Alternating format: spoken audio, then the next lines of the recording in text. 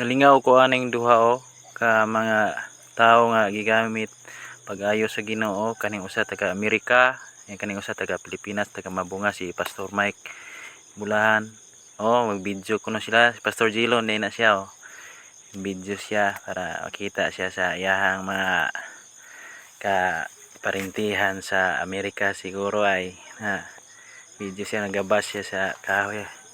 Kani sila naglingkuran, relax pa din sila kay nakuno sila agi nangapi ni ka mga kay suunan na ako diri sa gawas, tanaw ko sa dakuam din nila simbahan diri sa Bagtik LLC.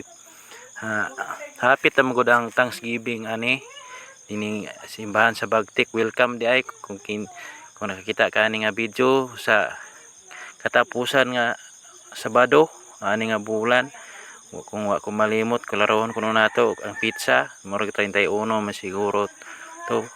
31 guro ang pizza sa adlong Sabado. Ni si Pre Daning nini kumpare na ako nagpagamit yun sa Ginoo ng mga buluhaton. Gulang na siya pero pagamit yapon siya. Idadara na ni si Bragino. Siya ay nagtirada ni sa top ribit nga Pastor Mike alas si Brad Hilben.